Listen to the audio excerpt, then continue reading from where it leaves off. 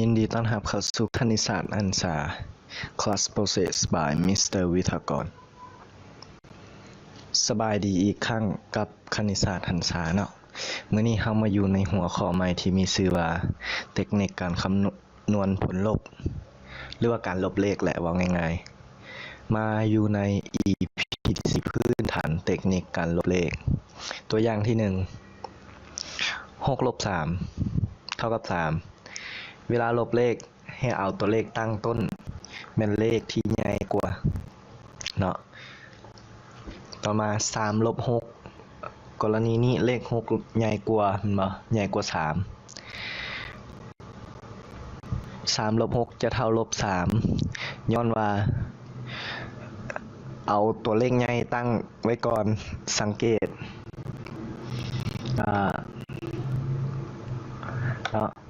อยู่ที่ข้างหน้าเลข3นี่มันบ่มีเครื่องหมายหยังแสดงว่ามันเป็นบวกแล้วข้างหน้าเลข6นี่มีเครื่องหมายลบแสดงว่าเป็นลบเมื่อค่าลบใหญ่กว่าคำตอบจะติดลบเสมอเข้าใจเนาะฉะนั้นคำตอบมันจะเป็นลบ3กรณี6 ลบ 6เมื่อมันเท่ากันเราเห็น2ตัวเลขเท่ากันให้ตัดออกได้ทันทีเนาะ6 ลบ 6แน่นอนเท่ากับ0ตัดออกถือว่าเท่า0เพราะว่าทั้งหน้านี้บ่มีหยังเป็นเลขบวกต่อมาเป็นลบบวกกับลบตัดกันออกเนาะ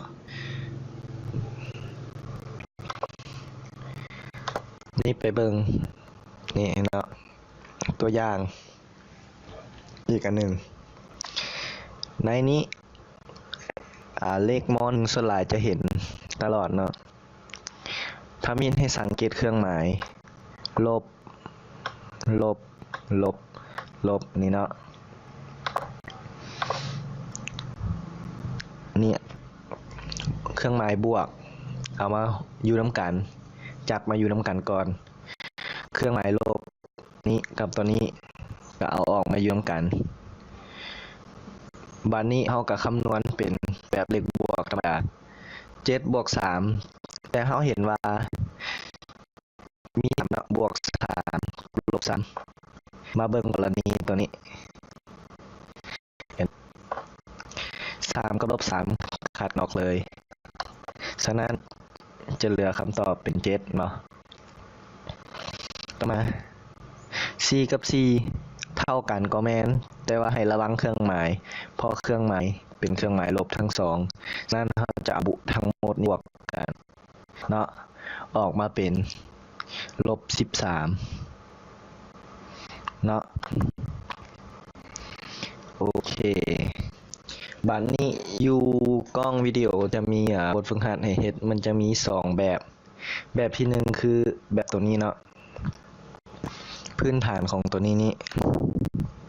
แล้วแบบที่2คือให้เฮ็ดตัวนี้เนาะแต่ตัวนี้มาอยู่ในจอคอมเนาะแต่ว่ามื้อนี้สิบ่เด้อคำถามเพราะว่าฟ้าเวียกหาก็คือดอกเนาะมีแต่ให้คำตอบจากประมาณ 2-3 รอบก็ได้ละในประมาณ80 ข้อแล้วอีกบทหัดตัวหนึ่งตัวที่2มีอยู่ประมาณ20 ข้อนี่แหละเนาะสำหรับตัวนี้จะเป็นตัวพื้นฐานและอีกตัวหนึ่งคือเป็น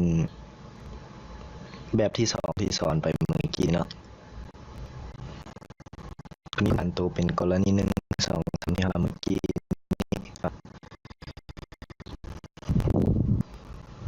มาฮอนนี่ก็ต้องขอจบวิดีโอไว้เพียงเท่านี้เนาะ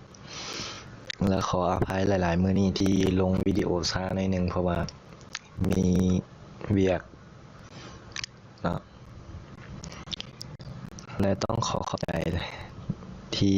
ติดตามรับชมมาจนจบเนาะช่วยกันกดติดตามกดไลค์กดแชร์ถ้าเห็นว่าอันนี้เป็นประโยชน์คันบ่เป็นประโยชน์ติดตามให้แด่ก็ดีเนาะโอเค Goodbye